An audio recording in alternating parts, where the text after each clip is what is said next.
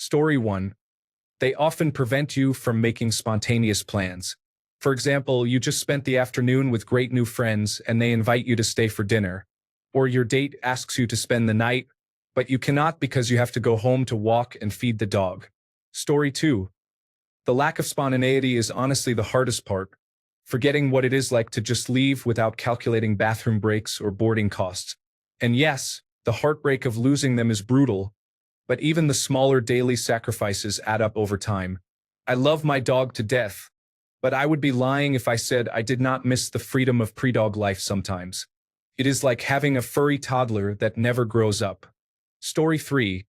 Having had a dog that did not get along with all dogs. It is nice to be able to have a relaxing walk without worrying about every dog that comes along. Not having your arm pulled off is nice too. Story 4. When they roll in the rotting corpse of a sheep and you are miles away from home, you have to drive back in a hot car that now smells of expired sheep viscera. Story 5. I used to have dogs, but I don't anymore. Besides the obvious tasks like cleaning up after them and taking them for walks, one thing I absolutely don't miss is having to be home at a certain time to let them outside for the bathroom. If I want to stop by the grocery store and do some shopping, I have to go home first.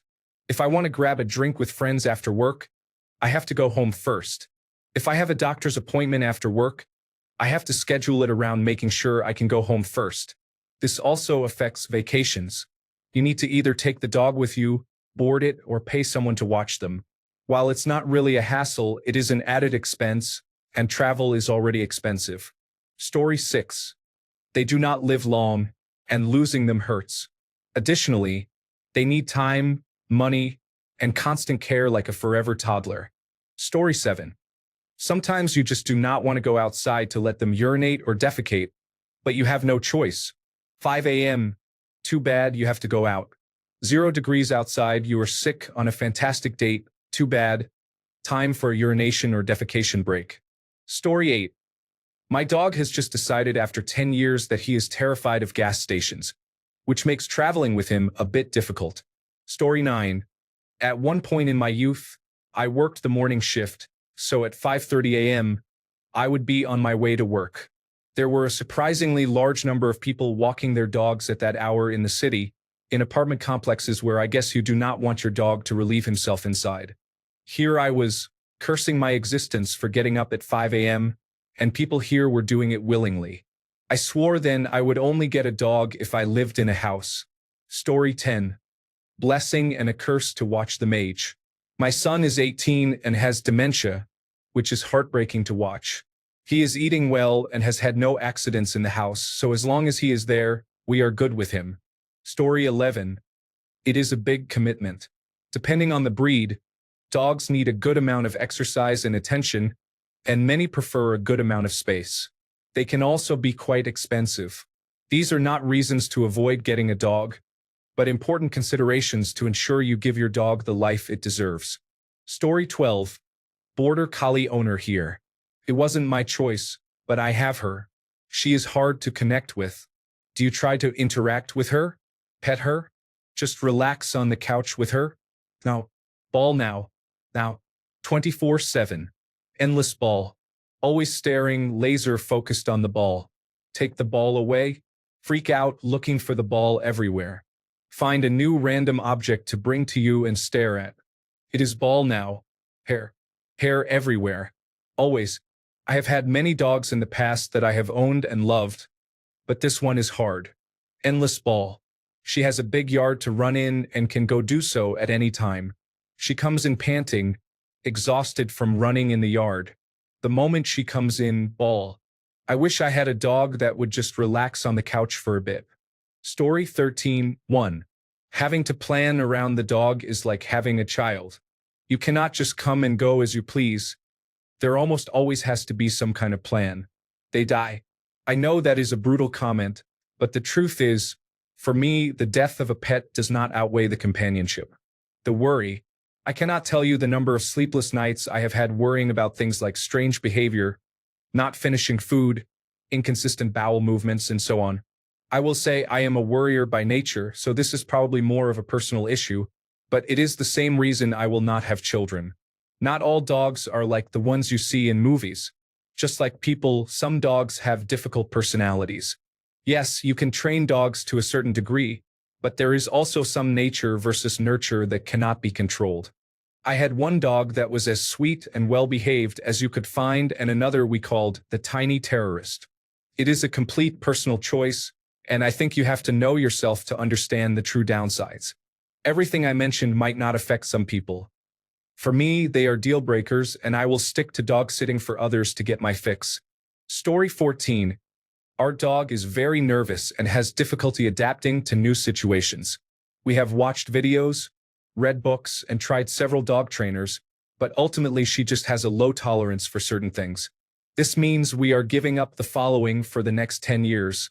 Leaving her alone for more than 4 hours. Traveling without her, which means we can only go by car. Living in a city. We used to go on big international trips about twice a year. If we did not have the dog, I would want to go back to living in the city, but that is not possible. I think people really underestimate how easy it is to get a dog with some issue that ends up having a massive effect on your life. In some ways, even having children would not have changed our lives as much as getting this dog has. Can be a much bigger deal than people think. Story 15. Saying goodbye for the last time. I volunteer at my local animal shelter, and leaving for the day, knowing the dogs cannot come home with me, breaks my heart. They are all the best dogs. Story 16. They are high maintenance. I have 2 cats and can leave them over a weekend. They will use their litter box, nibble at the food I leave out, and when I get back, they will mostly be fine, with some minor irritation at me for leaving them for 2 to 3 days. You could not do that with a dog. You are either bringing your dog along, getting a pet sitter, or using a kennel. You will be walking them at least once or twice a day, and even day trips are problematic because of your dog. I often say that I love other people's dogs. I do. I have zero desire for one of my own, but I will love on a puppy all day long. Story 17. They grow old and die, leaving a large empty space within you because the one being in the world who loved you unconditionally is gone. Story 18. Dogs are overstimulating on a whole different level. You want some quiet, loud, thunderous barking. You just want to be left alone? Guess who's lodged 30 inches up your behind at all times? You want to enjoy a nice meal you spent hours cooking? Guess who's doing everything in their power to get you to notice they want some too? Want to sleep in? That's canceled. It's 100 degrees. Guess who has to go outside? It's -12. Guess who has to go outside? Have a favorite pair of shoes? Not anymore. Left a TV remote out? It's gone. Headphones? Gone. Want to go out somewhere pet-friendly? Nope, your dog doesn't like other dogs, children, delivery drivers, cars. You just went outside? Guess who's squatting on the rug? You have to have a lot of patience and hope your dog is receptive to training and willing to listen. Story 19. This is not a downside, but it is not talked about enough. Having a dog requires discipline and selflessness from the dog owner. Day in and day out, for some dogs and owners, it requires much more effort and time toward training and behavior than people realize. Story 20. House and furniture always smell bad. Pee, drool, and general filth accumulate in fibers such as carpets, couches, and mattresses. Some dogs have anxiety and urinate on the floor, defecate in various places, and vomit when they get nervous. Traveling is difficult because you need someone to watch and feed them whenever you go somewhere. Note: I am not a dog owner but have dated dog owners in the past. Please do not offer tips as I do not have a dog. Story 21. Vet bills and unexpected diagnosis. My first dog was misdiagnosed by veterinarians for weeks. By the time I found someone who would take us seriously and help, she was too far gone. She had a fungal infection called blastomycosis. It was too aggressive and unchecked, so she died in the back seat while going to an emergency veterinarian. Later, I got a perfectly normal, healthy dog who was diagnosed with megaesophagus within the first year. He can live a long, relatively normal life, but he eats in a high chair called a Bailey chair 3 times a day and has to sit there for over 30 minutes every meal. You never know when a diagnosis will turn your life upside down. Story 22. None except the inevitable. It's just my dog and me. She's 11 and I'm 42. We're growing old and getting silver sparkles in our hair together. I've had her since she was a pup, and we've lived alone together for 6 years now. Just us ladies. She's everything to me. She's my best friend, my only friend, my daughter, my companion, my guardian, my confidant, my sole reason for getting out of bed every day. The reason I leave the house to get fresh air and exercise every day. She's taught me patience, keeps me calm, and makes me smile and laugh every day. Something I otherwise wouldn't do. Watching her age is killing me. She's slowing down.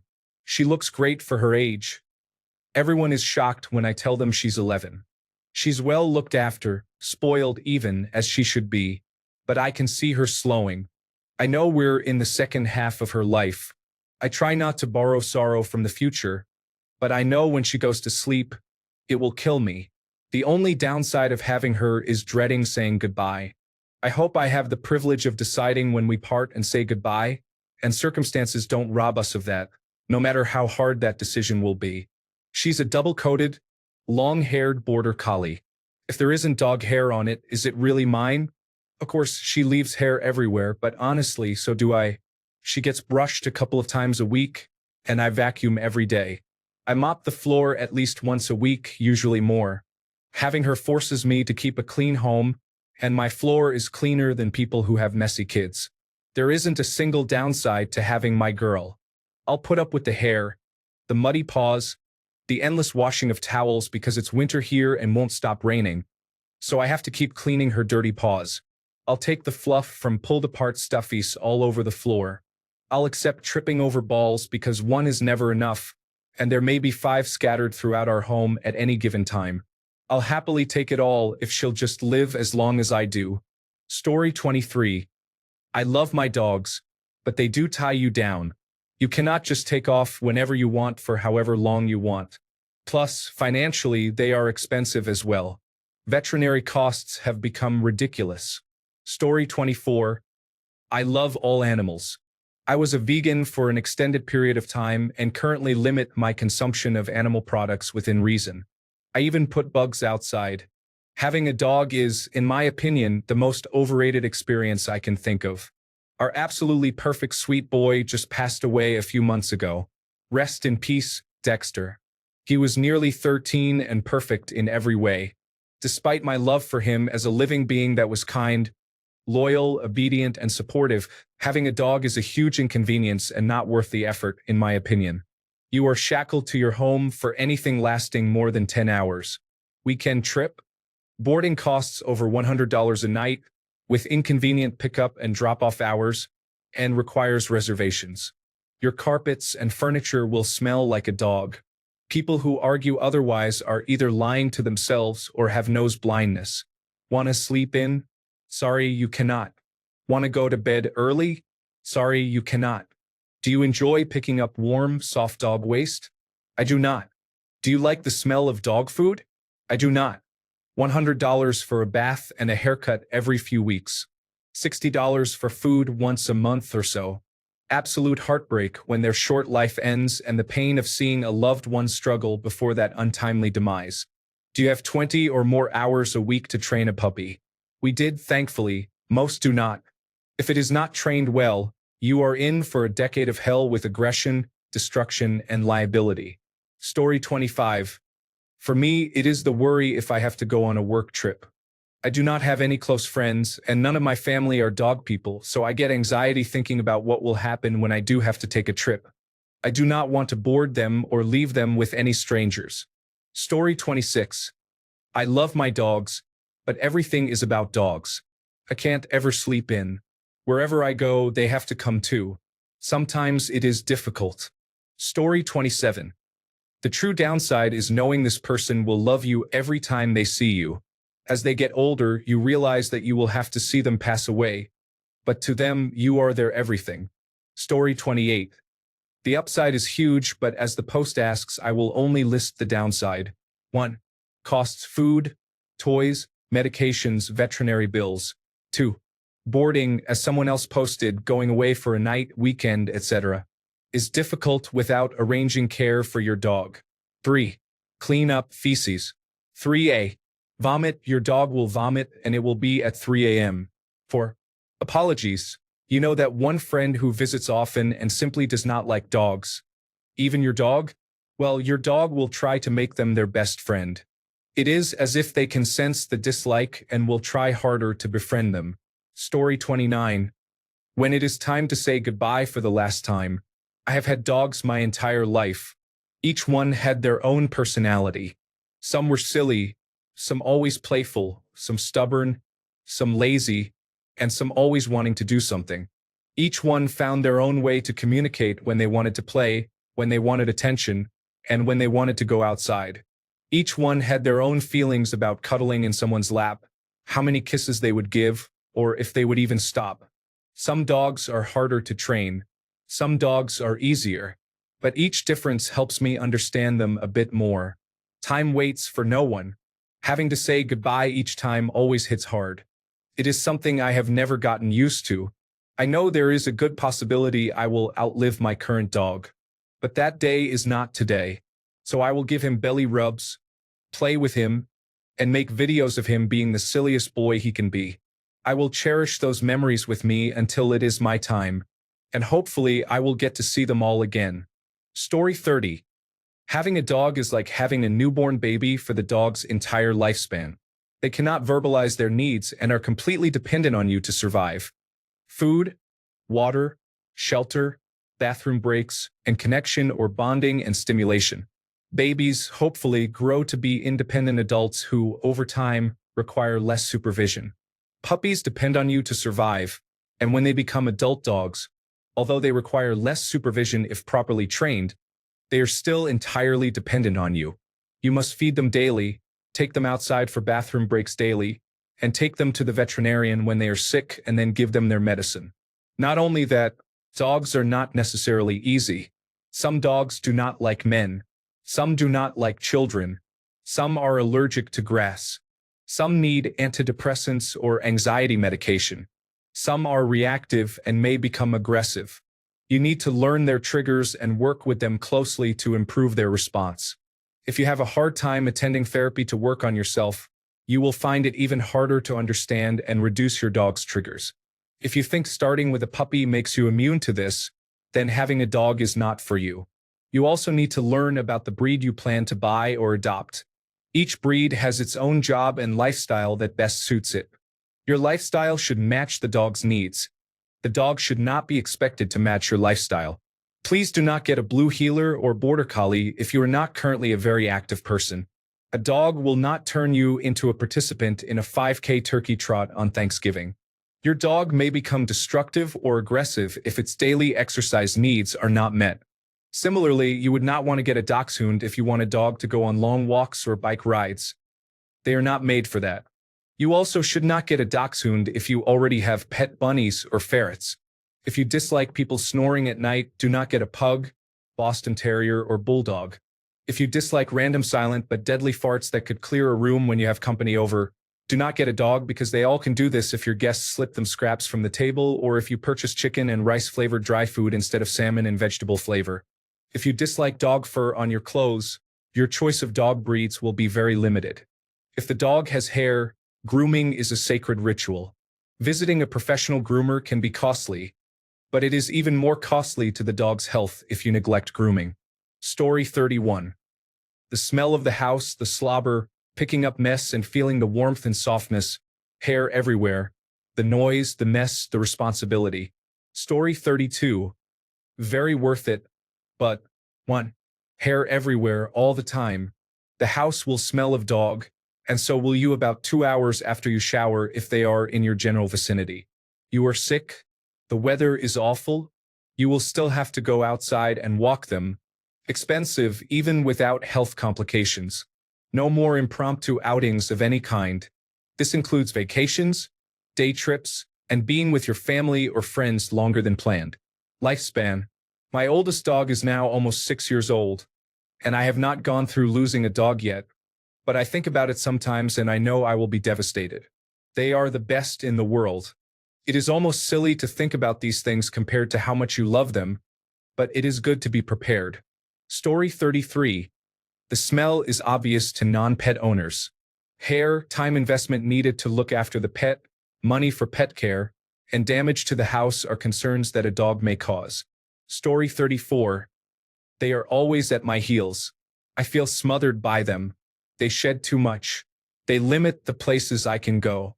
I have to hope they will not randomly attack someone because all dogs were innocent before their first attack. I want to go for nice long walks and runs without having to carry waste bags for most of the trip. If it were not for these issues, I would own a dog. Story 35. The inability to take trips on a whim. Everything needs to be planned in advance. Watching them get older. My rescued border collie is approximately 11 years old now.